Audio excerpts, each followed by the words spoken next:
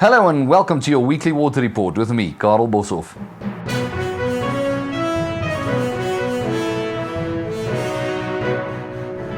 Hello and welcome back to your weekly water report with me, where I take you through anything and everything that we could find in the news regarding Newcastle's water system. Now, on the 24th of November, that was a Monday, there was a massive sinkhole at the intersection of Harding and Voortrekker Street. Although this actually falls under the last week's report, and we also didn't report on it, because what do sinkholes have to do with us? We thought we'd mention it because there was a large outcry from the public and a lot of suggestions that these problems are actually just what's the surface view of what's happening underground with all these massive water leaks and sewage leaks, which is not only wasting a hell of a lot of water underground, but also gradually flushing away all our ground and the ground underneath our feet, literally.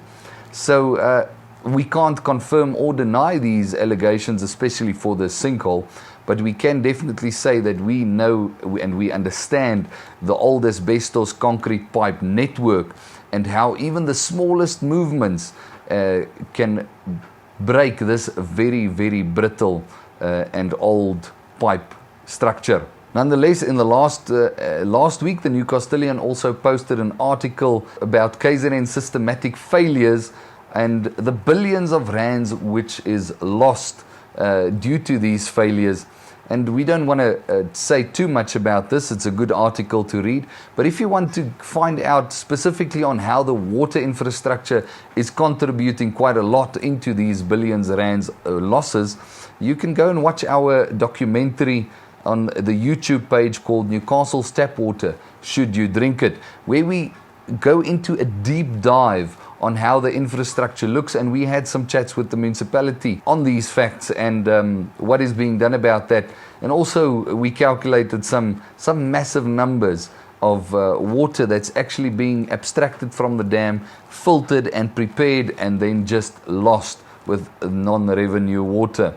On Sunday the 30th of November, there was a burst pipe in Maradeni section 3, which then also contributed to this non-revenue water that we mentioned in the documentary. Some good news is I felt it good to read up about boreholes in Newcastle, and what I found is that most of the boreholes in Newcastle not only have a strong yield, but also has some good quality water, with a few exceptions, of course, and especially with the latest contamination of these chronic sewage leaks contaminating the water with E. coli. For most part, if you drill a borehole in Newcastle, you'll most probably find water, especially if done by professionals. We can put you in contact with them. You can check in with us. We also know people doing the pumps, anything. If you need a borehole, we can organize. Just phone INTEGRIPURE.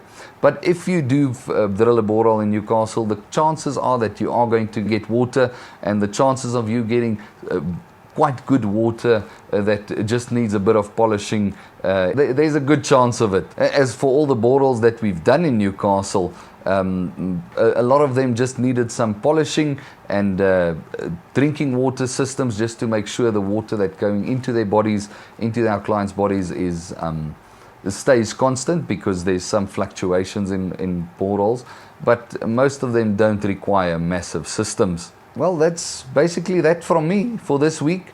Boreholes are keeping us busy, and let me jump off this video and get to the next service. Thanks. That's Carel from INTEGRIPURE Water Filtration Experts. See you next week, Newcastle.